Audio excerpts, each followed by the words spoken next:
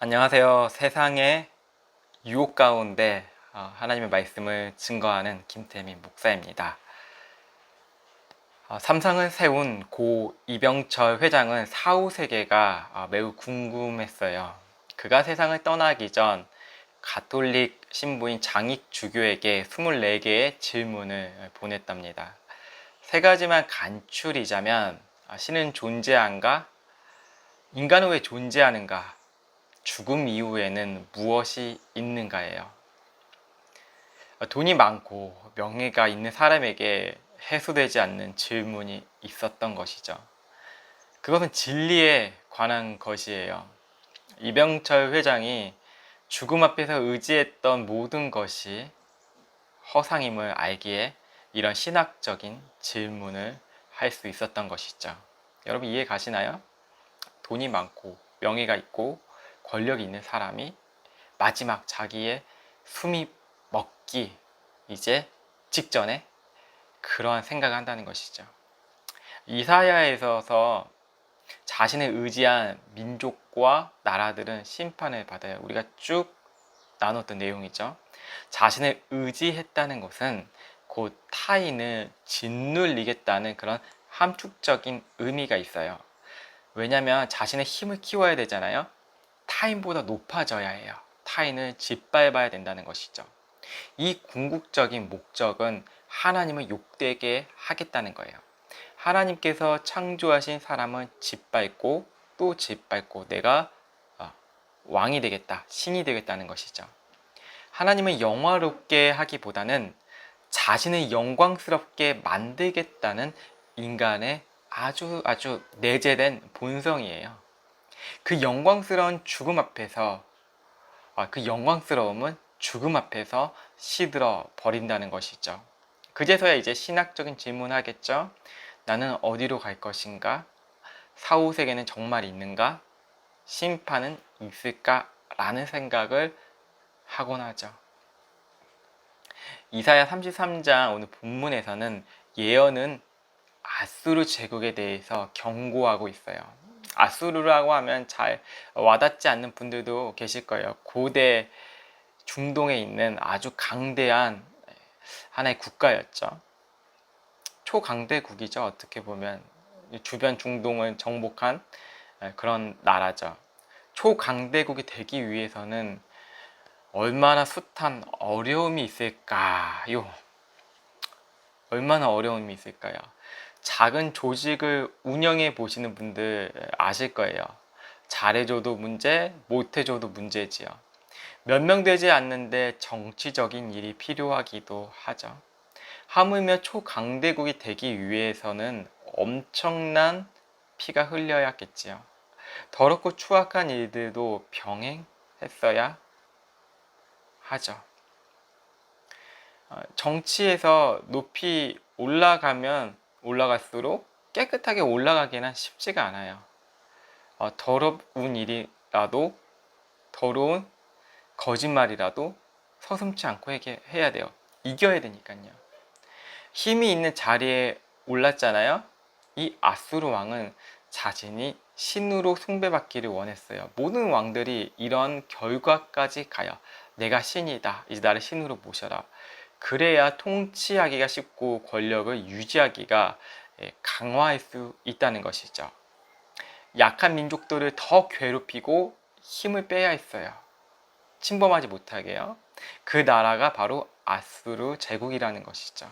그 가운데 이사야 선지자는 하나님의 말씀을 증거하는 것이고요. 전 세계에서 하나님을 경외하는 사람이 많을까요? 하나님을 믿는 사람도 많지 않는데 경외하는 사람은 더 적을 것입니다.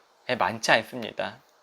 프랑스 올림픽이 어제 시작되었죠. 그 개막식 때 어떠한 일이 일어났냐면 그 시대의 흐름을 참 잘 보여주었어요. 동성애와 창조 질서에 어긋난 일들을 찬양하고 있었던 것이죠. 우리가 넷플릭스라는 그 플랫폼 있잖아요. 영화를 보는 플랫폼이에요. 거기에서도 동성애가 마치 흐름이다 라는 식으로 보여주고 있어요. 그건 정당하다라는 메시지를 주고 있다는 것이죠. 이 넷플릭스는 미국 회사죠. 여러분, 강대국이잖아요. 미국, 프랑스 강대국, 그 주변 나라에서 많이 강대국들 있잖아요. 그 사이에서 벌어지는 일들이 동성애라는 것이죠. 뭐 PC주의라는 것이죠. 로마가 강대국일 때 하나님을 경외하는 사람들은 누구였을까요? 예수님을 믿는 바로 그리스도인들이었습니다. 로마라는 그 강대국의 핍박을 받았죠. 힘으로 이길 수 없잖아요. 어떻게 정복 전쟁을 그리스도인들이 할 수 있는 게 아니었잖아요. 또 한편으로는 유대인이라고 있죠. 유대인들은 예수님을 믿는 사람들을 잡아 죽여서 없앴죠. 그들이 여호와 신앙을 가진 사람들이에요. 선민 사상이 똘똘 뭉쳐 있고 필요하다면 로마와 결탁을 하는 사람들이었죠. 그 사람들에게까지도 핍박을 받았어요. 지금 시대라고 다를까요? 이런 시대 속에서 본문 2절이 우리의 기도와 고백이 될 것입니다. 어떻게 되는지 한번 보실까요? 여호와여, 우리에게 은혜를 베풀어 주십시오. 우리가 주를 기다립니다. 아침마다 우리의 힘이 되어 주시고 힘들 때 우리의 구원이 되어 주십시오. 은혜를 베풀어 주십시오라는 히브리어로 한네누입니다. 한네누는 간절하게 자비를 베풀어 주십시오라는 간구의 기도를 담고 있습니다. 시편 123편 3절에 오 여호와여, 우리를 불쌍히 여기소서, 불쌍히 여기소서. 우리가 너무도 많은 비난을 받았습니다. 이 기록도 그 불쌍히 여겨주십시오, 긍휼히 여겨주십시오도 한네누입니다. 은혜와 긍휼이 같은 의미를 가지고 있다는 것이죠. 강대하고 이길 수 없는 대적이 사방에 둘러싸여 있잖아요. 뭐 아수르도 그렇고, 그리고 다윗이 주변에 많은 위협자들이 있었죠. 이럴 때 어떤 기도를 했냐면 네 하나님, 우리 나를 강하게 해주세요. 내가 저들 다 없애버릴게요. 이런 기도가 아니고 우리를 불쌍히 여겨달라는 기도입니다. 우리는 조금이라도 원수가 있으면 어떻게 기도하죠? 우리의 힘을 주시고 저 사람 없애게 해주십시오. 저 사람 없애서 하나님의 영광을 돌려드리겠습니다. 이렇게 기도를 하잖아요. 다 이겨버리겠다 이런 기도를 하잖아요. 다 승리해 주세요. 저 사람보다 1등이 되게 해주세요. 꼬리가 되지 않고 머리가 되게 해주세요. 이런 기도를 되게 좋아하잖아요. 그러나 우리의 삶의 승리는 여기에 있는 것이 아니죠. 우리가 이길 수 없어서 기도해야 된다는 것입니다. 이길 수 없어서. 세상을 이길 수가 없잖아요. 우리가 이길 수 없잖아요. 우리 힘으로 도덕적으로 종교적 경제에 이룰 수 있을까요? 이길 수 없어요. 그때 우리가 기도해야 될 것이 우리를 불쌍히 여겨주세요. 한네누. 이렇게 기도하는 게 구원의 기도입니다. 자신을 불쌍히 여겨달라고 하는 그 기도는 하나님을 높이 우러러 보는 사람만 가능합니다. 즉 하나님을 경외하는 사람입니다. 3절을 보실까요? 주께서 크게 고함을 치시면 백성은 달아나고 주께서 일어나시면 나라들이 흩어집니다. 이 말씀은 하나님의 심판을 의미해요. 인간이 의지대로 적들을 없애겠다라는 게 아니잖아요. 주께서 고함치시면 백성이 달아나고 하나님 말씀으로, 하나님의 진노로 달아나고 아무런 존재가 아니라는 것을 보여주고 있죠. 하나님의 분명한 심판을 의미해요. 우리가 우리의 심판으로 저 사람들을 없애는 게 아니고 하나님께서 하시겠다는 것을 분명히 기록하고 있잖아요. 우리가 사도신경을 고백할 때 심판하신다는 고백을 해요. 심판하러 오신다 고백을 하자. 대충 고백을 하거나 이 사도신경을 의미 없게 고백하는 분들도 매우 계실 거예요. 매주마다 이렇게 시작됐으니까 예배 순서니까 고백하자라는 분들도 분명히 계시죠. 하지만 이 고백은 그저 그렇게 하는 게 아니라는 것이죠. 하나님을 경외하지 않으면 할 수 없는 고백입니다. 마음으로 심판하러 오시리라라는 이 고백은 마음으로 할 수밖에 없어요. 나에게 힘이 없으니 하나님께서 이 세상을 심판하실 거야. 그것을 분명한 믿음으로 선포하며 나아가는 게 이 사도신경의 고백이죠. 모든 악의 문제를 오로지 하나님께 올려드린다는 것이죠. 맡긴다고 하지만 우리의 손에 없다는 것을 고백하는 것입니다. 아, 저 사람 내가 정죄해서 없애버리고 싶어. 분노가 나와. 우리가 그런 기도는 할 수가 있어요. 너무 억울하고 그런 일이. 근데 그것조차 그 끝은 하나님의 심판을 바라보는 것입니다. 내가 저 사람 없애지 않겠습니다. 라는 것이죠.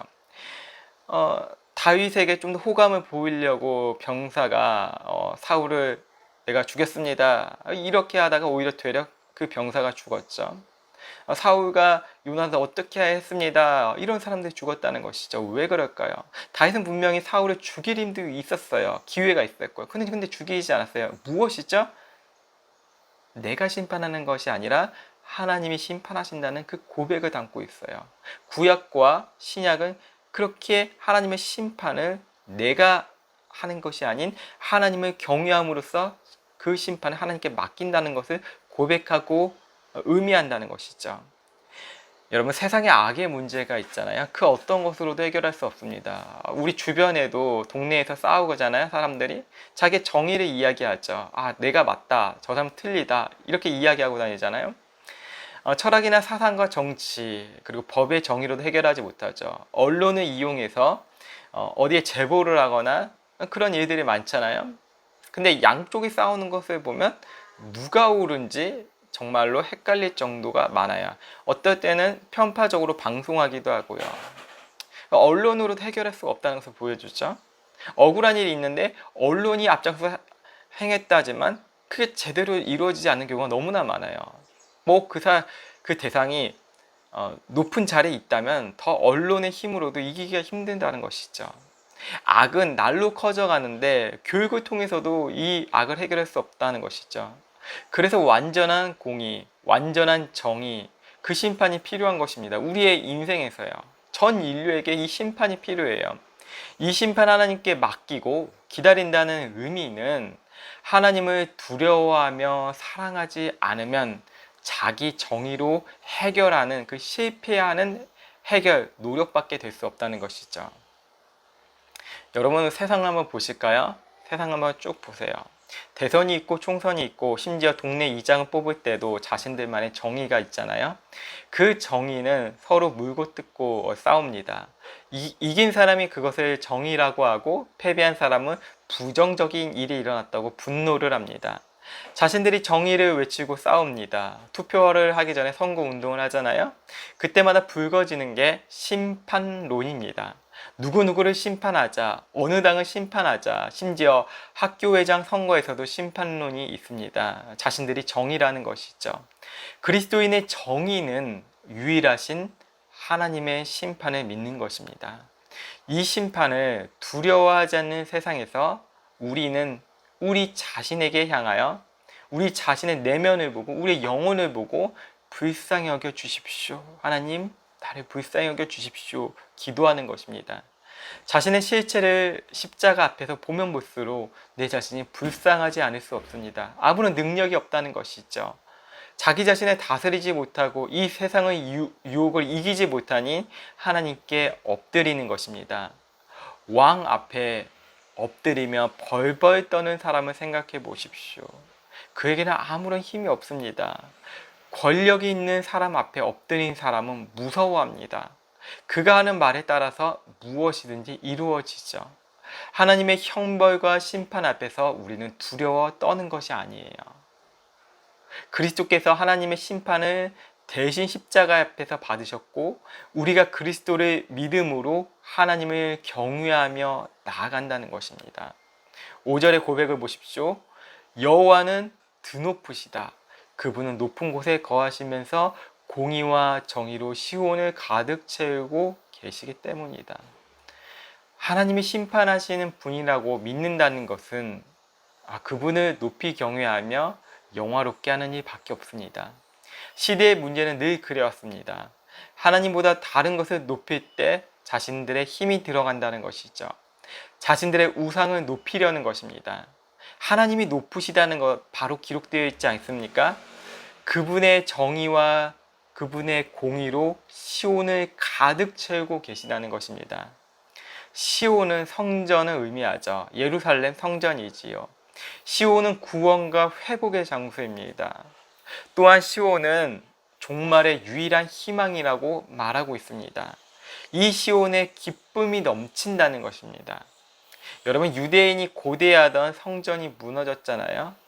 지금도 성전 전쟁으로 난리죠. 그 예루살렘, 그 돔이 지금은 무슬림들이 거기서 예배를 드리고 있죠. 거기에 무함마드가 승천했다고 이야기하는 곳이에요. 거기에 기독교도 그리고 유대교도 많은 종교들이 거기에 무슬림도 성지라고 여겨요. 하지만 우리 크리스찬들은 그곳이 성지가 아니죠. 왜냐하면 새 예루살렘인 예수님을 의미하다는 것을 우리는 알고 있죠. 새 예루살렘, 새 성전. 시대의 종말 앞에서, 여러분의 인생의 종말 앞에서 살아있는 성전이 있어야 되잖아요. 무슬림들은 평생에 지켜야 될 것 중에 한 가지가 성전,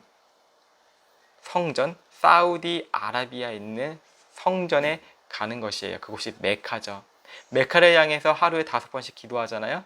그곳을 향해 죽기 전에 한번 가보는 거예요. 우리는 그 성전이 있잖아요.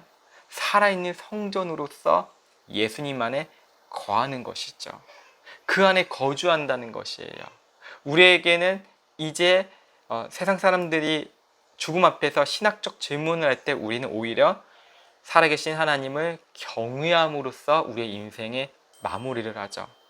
그분 안에 거주하며 살아가는 것이 바로 이것입니다. 요한복음 15장 14절 이하를 선포합니다. 내 안에 머물러 있어라. 그러면 나도 너희 안에 머물러 있을 것이다. 가지가 포도나무에 붙어있지 않으면 스스로 열매를 맺지 못하는 것처럼 너희도 내 안에 있지 않으면 열매를 맺을 수 없다.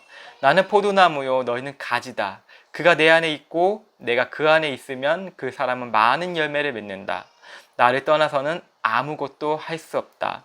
누구든지 내 안에 있지 않으면 그 사람은 쓸모없는 가지처럼 버려져 말라버린다. 사람이 그런 가지들을 모아다가 불 속에 던져 태워버린다. 만일 너희가 내 안에 있고 내 말이 너희 안에 있으면 너희가 원하는 것이 무엇이든지 구하라. 그러면 그대로 이루어질 것이다. 너희가 열매를 많이 맺으면 내 제자가 되고 이것으로 아버지께 영광을 받을 것이다. 성전 안에 있다는 것, 예수님 안에 있는 삶입니다. 이 삶은 내가 어디로 가든지 예수님의 성전으로 살아간다는 것이죠. 예수님의 성전으로 살아간다는 것은 허황된 삶, 종교적 상상력을 이야기하는 것이 아닙니다. 머릿속 지적 동의가 아니라는 것이죠. 그것은 삶의 체질이 완전히 뒤바뀌는 것입니다. 예수님을 알기 전의 삶에서 벗어나게 됩니다. 예수님을 알기 전 그 무거운 짐에서 벗어나게 된다는 것이죠. 물론 우리가 예수님을 믿으면서 연약한 모습을 보일 때도 있습니다. 죄성으로 인해서 넘어질 때도 있고요. 그러나 구원의 기쁨으로 인해서 점차 하나님의 형상으로 회복되어 가는 것입니다. 이러한 일들이 가능케 되는 것은 오늘 본문 6절을 보실까요? 그분은 너희의 시대에 든든한 기초가 되시고 구원과 지혜와 지식이 쌓여있는 보물 창고가 될 것이다. 그 중에서도 여호와를 두려워하는 것이 이 창고의 보물이다. 오늘 본문에 분명하게 설명하고 있어요. 우리의 삶의 기초가 될 때 우리가 그 뼈가 된다는 것입니다. 아담이 하와에게 너는 나의 뼈와 살이라 그랬듯이 예수님께서 너는 나의 피와 살로 너를 샀어 라고 해서 우리가 그리스도 안에서 든든한 기초가 됨으로써 서로 연결됨으로써 살아간다는 것이죠. 우리 마음에 하나님의 나라의 임재를 소망하며 그 나라를 갈망하게 된다는 것입니다. 왜? 기초가 확립되었으니까. 이것은 누구에게도 빼앗길 수 없는 보물이라는 것입니다. 인생의 기초를 돈으로 두는 사람들은 늘 돈만 바라봅니다. 오늘 로또를 사야지. 오늘은 주식창을 최선을 다해서 봐야지. 오늘은 부동산을 알아봐야지. 주식과 부동산, 돈을 버는 것이 죄가 아닙니다. 하지만 그것이 기초가 될 때 우리의 머릿속은, 우리의 영혼은 거기에 물들어 버리고 우상이 되어 버린다는 것이죠. 그것만을 갈망하게 된다는 것은 여러분 우상입니다. 하나님만을 갈망한다는 것, 내 삶의 기초, 내 삶의 뿌리가 하나님으로 향하고 하나님 나라를 소망하고 타인을 바라보며 하나님 나라를 증언하고 내가 기다리고 기대하고 고대하던 그 일들을 경험하며 살아간다는 것이죠. 이것은 누구에게서 빼앗길 수 없는 보물이라는 것입니다. 그러므로 우리는 하나님을 두려워하고 사랑함으로써 우리가 경외하게 되는데 우리는 그 보물이 무엇인지 알게 됩니다. 예수 그리스도를 통하여서 내가 가진 모든 것을 버리고 하나님 나라를 향해서 여행하며 전진한다는 것이죠. 우리의 인생의 종말이 다가와도 나는 그리스도 안에 성전으로서 살아가기 때문에 안정된 삶, 안정된 마지막을 갖게 된다는 것입니다. 신학적 질문 필요합니다. 하지만 인생의 마지막 끝에서 신학적인 질문할 필요가 있을까요? 없습니다. 우리는 질문이 아닌 고백으로서 우리의 마지막의 호흡은 정리될 것입니다. 기도하시겠습니다.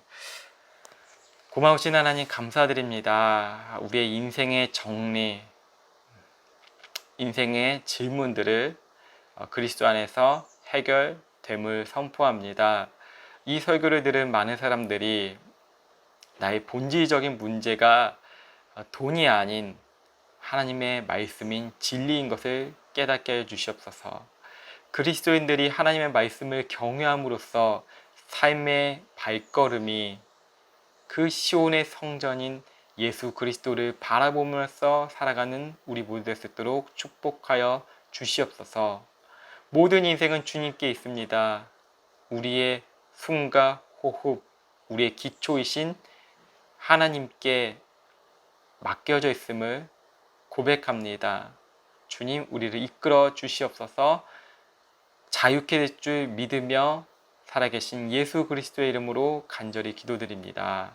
아멘.